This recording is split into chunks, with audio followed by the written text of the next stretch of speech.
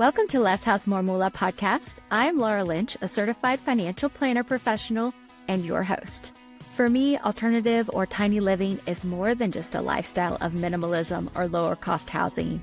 It allows me to live a life aligned with my values. And as of October 2024, it also allowed us to become 100% debt and mortgage free. If you are looking for alternatives to the conventional path because you want to be more financially resilient and kinder to the earth, you have found the right podcast. So hit that subscribe button because new episodes are out every Thursday. Hey everybody, Laura here. Welcome to Less House More Moola podcast. I'm recording here on another windy day in northern New Mexico as spring is really getting underway and there is a lot of beautiful changes happening in my canyon. The flowers are starting to bloom and the trees are budding, and it's been so beautiful to be here throughout the winter and enjoying the seasonal changes. And this has really got me thinking about health and wellness, taking care of oneself, seasonal shifts, how we're able to live our lives closer to the earth. I think I've probably said this a few times, closer to the earth. And closer to the earth certainly means living in more harmony with Mother Nature, with the earth, but also it means living closer to ourselves and our own natural inclinations. And to be honest, this is kind of new for me. I haven't often gotten to listen to myself or follow my own instincts or really think about my healing journey. It's been really transformational to be in the tiny house and able to focus more on myself and my own nature. So this made me think about how tiny or alternative living allows us to finally listen to our body. It seems like, at least in my algorithmic circles of self-improvement or self-actualization or all the deep things that I listen to, it seems like that there's a lot around listening to our body, taking time to rest, the importance of sleep. I don't know if you all have seen it, but there's this crazy get up challenge going on where you try to get up from the ground without using our hands to lift us up. So a lot of focus on these wellness topics. Even napping came into even my professional life discussions, which is maybe a little bit contradictory to the other points of pressure that we have around us. Maybe it's just me, but it seems like the idea of resting, like not being productive all the time and putting our own needs first, is contradictory to our social expectations and norms. In fact, I might even go so far as to call these ideas around self-care a little bit of an absurd expectation, considering all the other things that we're expected to do. It's kind of like that saying, you really cannot have it all. Even though we've all been really taught that we can have it all, we really know the truth. Most people are running around taking care of children or elderly family members or friends. We're managing all the complexities of an increasingly complex and changeable modern life. We're doing this after we're working full-time or more than full-time.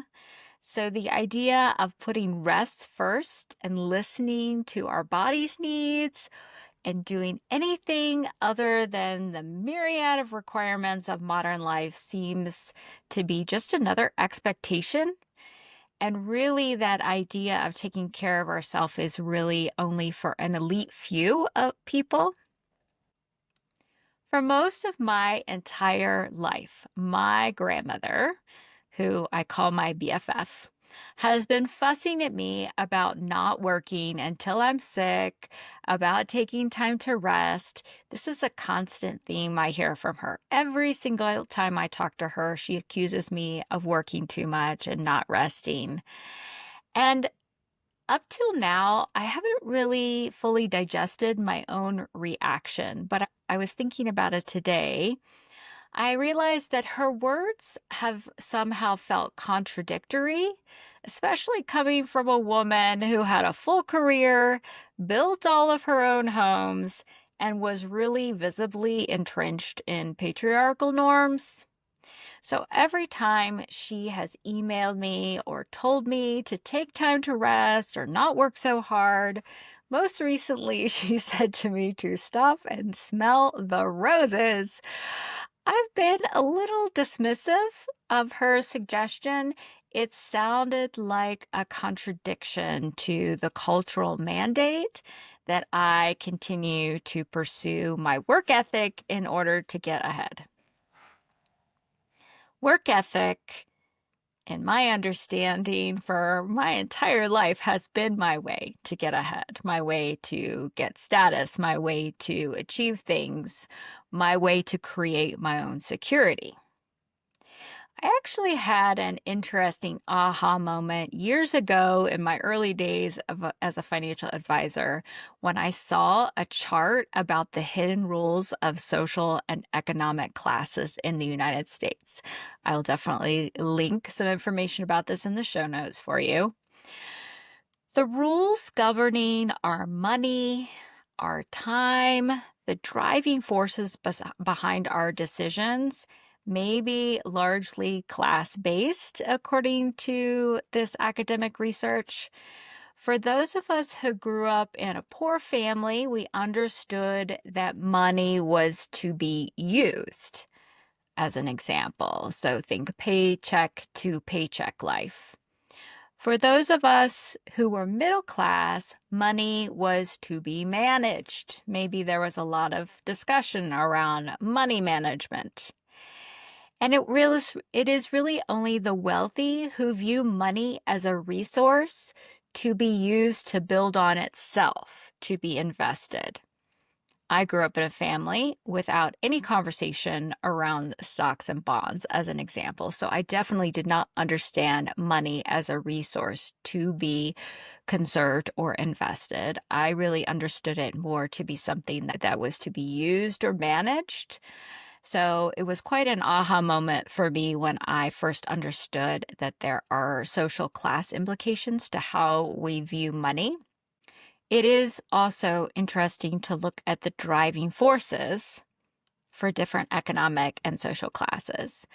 The middle class, as an example, has been programmed to focus on work, climbing the ladder, getting an expensive education that we believe is crucial for climbing the economic ladder, because the driving force for the middle class is work and achievement.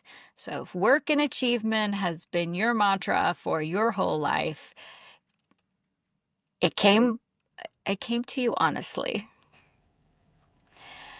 Interestingly, when we look at the locus of control or destiny beliefs of different social classes, the middle class believes that we have a choice in how successful we are and how our life plays out. So we don't believe ourselves to be sort of victims of the world, but instead to be able to make key decisions that will change the course of our life. And we believe that those key life decisions are largely built on working really hard to move ourselves upward.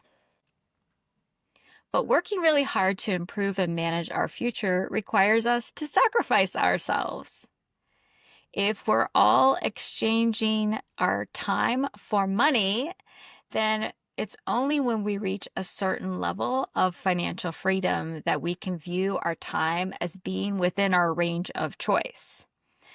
Our time, when it's a resource to be conserved or invested, is really something that we experience once we reach some level of financial independence. It is only a wealthy mindset that allocates time to higher level priorities beyond achievement or responsibility to priorities of wellness, self care, and rest. So, when we think about our time as being fuel for our life, just like money is fuel for our life and for our future, the two sometimes are quite interchangeable as we give away our time for money.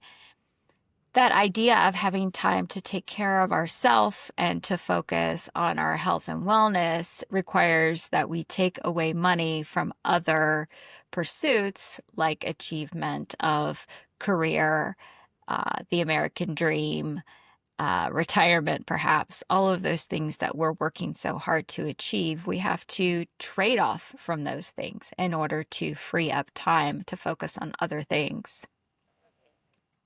So this hidden rules among classes breaks it down into 3 columns: poverty, middle class, wealth. Talks about the rules for all kinds of aspects of our life, including money, time, education, family structure, worldview, and driving forces. It's quite an interesting thing to have a look at because you can see maybe how you grew up and how that makes you think about these areas of our life. Hey, you know how in the tiny and alternative living community, we're always talking about parking challenges? Well, Eric and I want to help with that. This is why we're opening up 2 parking spaces on our land in northern New Mexico. In addition to the amazing scenery, hiking, rafting, exploring, and the cool artist community, you will have access to the shared resources to fix any problems you might have encountered on your rig. For all the details on parking and problem solving, check out episode 88 of this podcast and then go to altamericandream.com to send us a request for parking. I've talked in other episodes of this podcast about sweat equity, aka work, and how it can be a tool for building value and building some of our financial freedom. Sweat equity can be leveraged to create our financial security. Our household has built financial security largely out of double income, long work weeks, and then improving properties and our off time. We often say to each other, we don't know how to do anything but work, which is quite interesting. For nearly all of my life, until perhaps quite recently, I have understood that my value was in my grit, my work ethic, and doing more than the next person. Certainly, educational achievements were a high priority for me. I think I've said here before that I've been in school for 9 out of the last 14 years. So lots of belief that education was how I got ahead. I'm really challenged when it comes to finding fun in my life, recreating, resting. There is this voice in my head that always is reminding me that there is more that can be done. There's always more to do. There's always something that could be better, something that could be worked on, something that could be improved. Always there is work. Now that I'm reflecting on this chart, I realize I was very closely following the hidden rules of the middle class. Very focused on work, very focused on achievement, very focused on managing, believing that my choices could alter the course of my life. I was pretty much slam dunk right in the middle of that chart. But then on the flip side, here I am in middle age. It has become very clearly evident that I have nothing if I do not have my health. None of us can enjoy anything in life if we're focused on a major health crisis, if we don't feel well enough to do the things that we want to do or engage with the people we care about. So in our tiny house, we have for a couple months now been engaged in a daily yoga practice that is designed around healing some of our age-related issues. When I look around at those of my generation, I'm reminded that it is a very slippery slope once we reach age 50, and that thinking about taking care of your health may be the only important thing that we have left to do. By this middle age point, we've accomplished a lot, and that at this point, we really need to think more about caring for our health in order to be able to enjoy the second part of our life. But the reality is that maintaining our physical and mental health while working 60 hours a week in order to continue to climb that corporate ladder and keep up with middle class achievement may be simply impossible. You can't do all the things. There's only so many hours in every day. And with so many of them engaged with career and chores, errands, responsibilities, AI, complexity, life is a lot. Taking care of ourselves either comes at the sacrifice of sleep or requires us to demote our work ethic. I remember this crazy conversation I had with this really successful and a little frazzled woman professional in my network about how she was getting up at 4 a.m. to improve her fitness and practice her miracle morning in addition to everything else that she was doing. I was a little stunned.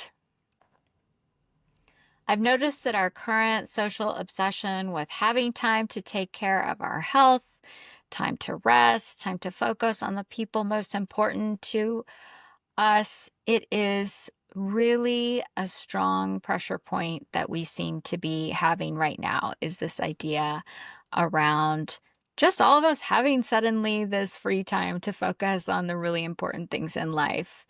And yet, for many of us, it may seem like a pipe dream, another thing to try to achieve, to strive for. The reality is that having time for us to care for ourselves and our own values runs contrary to the social rules and expectations that tell us that we must be hyper productive, striving for more money, and achieving the appearance of the American dream. It's kind of like that weird expectation that all people should be able to buy a luxury brand car and have an American dream house. It's also an unrealistic expectation in our current economic environment that all of us should be able to achieve the status and own our own time. Most of us will never own our own time. We will never have what I call time autonomy, and that is the choice of how we spend our time. Some folks reach time autonomy when they reach retirement. That is, that they have enough saved to quit working and can choose what to do with their time. We see this in the baby boomer generation. Many of them have pensions, multiple sources of income. They're all retiring right now and spending their money and their time however they like. But by the time that we reach retirement, our health may not be able to allow us to live the life that we would have wanted to have lived. Therefore, time autonomy, while you're still healthy enough to enjoy it, is a very rare achievement. So, back to my grandmother's advice, resting when I am tired is actually a very rare achievement. And I'm still not there in terms of having work to be done and things to get up for, and I wouldn't want to be without work completely. I enjoy working. It is a huge part of my identity, as it is with many of us. I think that's why so many of us say we will never retire, because we like the point of productivity, mastery, achievement, having an impact. So there is a balance to be achieved between having great work to do and being able to take care of ourselves. So occasionally these days, but much more than in the past, there comes a day when the work can wait, or I've done everything I need to do and I can make rest a priority. I even have naps scheduled on my calendar during the summer months though the schedule is not always followed. For me, there is a clear marker of having progressed toward a wealthy mindset about time. That wealthy mindset being viewing time as a resource to be invested and to be conserved instead of being spent on making more money. This is really incremental movement towards a different mindset. Probably this incremental journey is the most that I can ever hope for, given how I was raised. It may take my entire lifetime to understand that my value is something other than my productivity, that my value is something sacred and beautiful about existing and really isn't about how much work I churn out every day. In the meantime, we in this household are living in what I consider a coast fire lifestyle. If you don't know what coast fire is, have a little Google. It's coasting, financial independence, retire early. It's the idea that you have enough, that your long-term security is set up, and that you are in the meantime working enough to cover your daily expenses. This creates that nice balance. There is work to be done, there is work to be achieved, there is impact to be made, but at the same time, it's much more about taking care of basic necessities and really not having to strive for the next bigger house or save 2.5 million for retirement.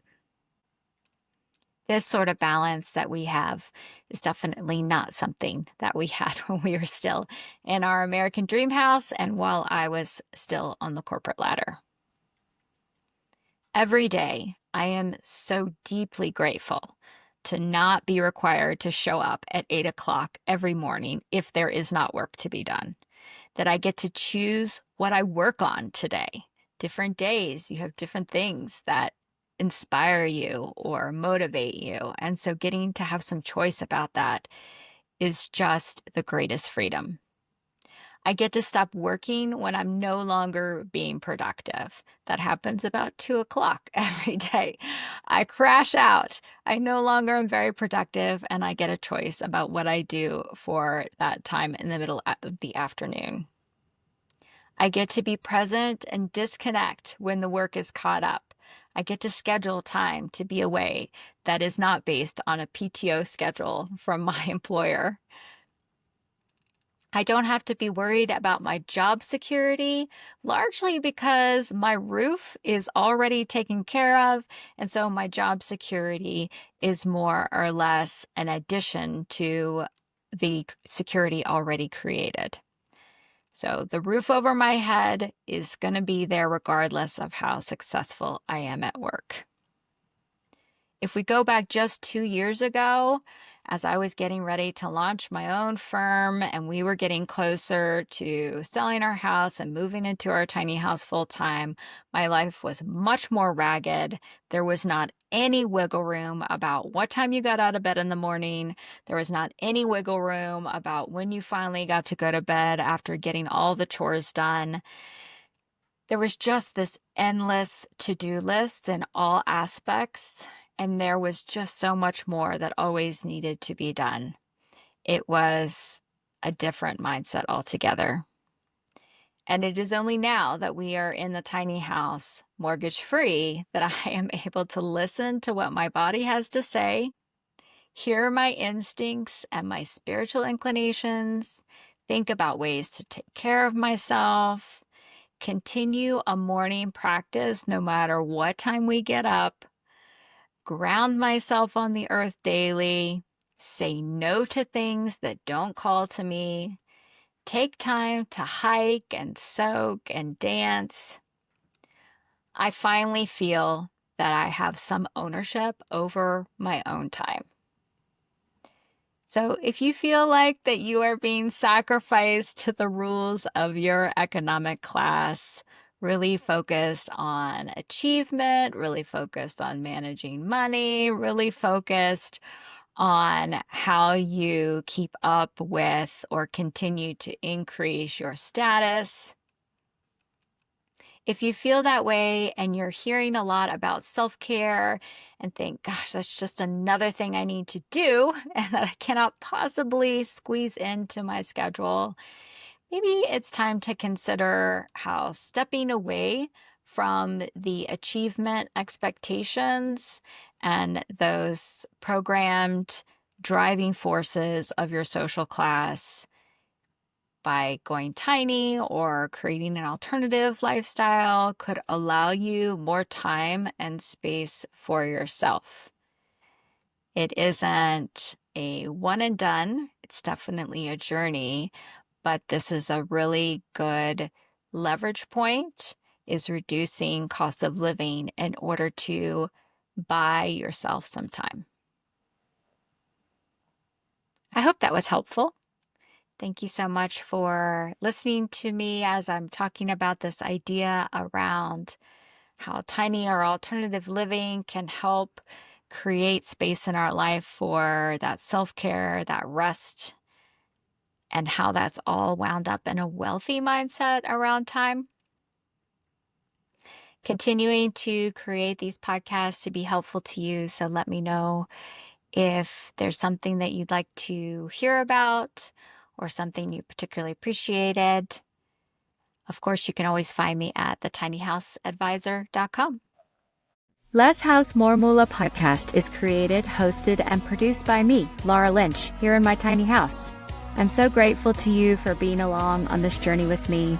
We are not alone in wanting to live a life that is more gentle on our earth and provides us with financial freedom. So when you have a conversation with someone else considering what alternatives are out there, make sure you share this podcast with them. Let's bring them along with us. Please see the show notes for an important disclosure regarding the Tiny House Advisor LLC in this episode.